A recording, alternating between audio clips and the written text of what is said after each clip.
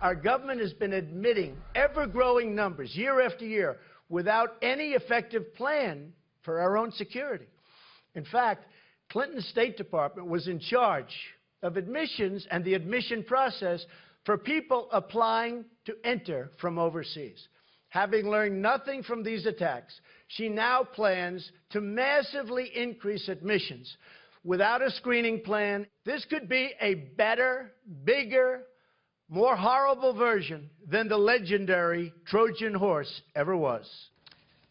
On the heels of this weekend's mass shooting in Orlando, Donald Trump says the U.S. should pause before accepting refugees. With me now, former Republican presidential candidate, Dr. Ben Carson. Welcome back, Dr. Carson. Glad to have you here. Thank you. As a reminder to our viewers, you have endorsed Donald Trump. You are working closely with him. I know focus more on domestic issues. What do you make of his warning for this kind of immigration Trojan horse, to reuse his words? Well, really, he's just speaking common sense. You know, if you know that there's someone out there, you know that they intend to destroy you or to hurt you very badly, burying your head in the sand and not talking about it doesn't do any good. They're coming. We know they're coming. We know what their goals are. So we need to stop being so PC.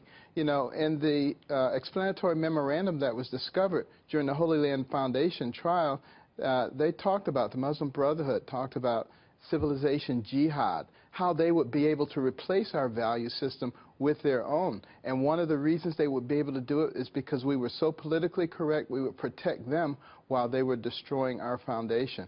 We have got to be smarter than that. And it doesn't mean that we despise or hate people who are Muslim. It simply means that if there are a group of people coming in from a place where you know they are going to be infiltrated by people who want to destroy us, you need to reevaluate the mechanism that you use for screening those people. I don't think that's very complex to understand. Even if it's 1%, that his extremists, in this case, 1% can cause an awful lot of damage to an awful lot of innocent people.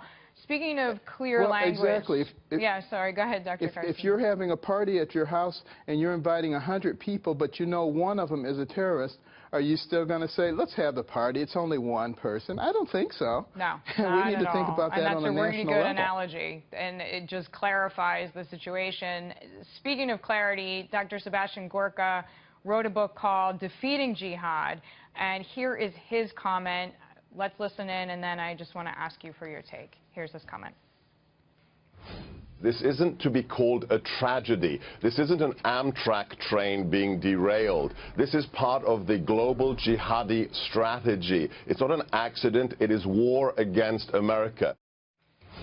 So, Dr. Carson, in addition to your own comments, that's the clearest message that I have heard somebody speak about this incident today. But do you consider America at war? Absolutely, and I said that while I was campaigning, that Congress needs to declare war. That frees us up in lots of different ways, including in terms of our surveillance and the kinds of material that we can make available to our people. So, you know, they are at war against us. Why are we afraid to admit that? And I think a lot of the American people know that, and they know that they're in jeopardy and that their children are in jeopardy. Forget about the political correctness. Would you rather be called a name, or would you rather be dead? Yeah, Dr. Carson, always insightful. Thank you. We're glad to have you. We have to talk another day about the exchange for civil liberties, because that's what a lot of people come back with, but that is another conversation for another day. In the meantime, sir, thank you.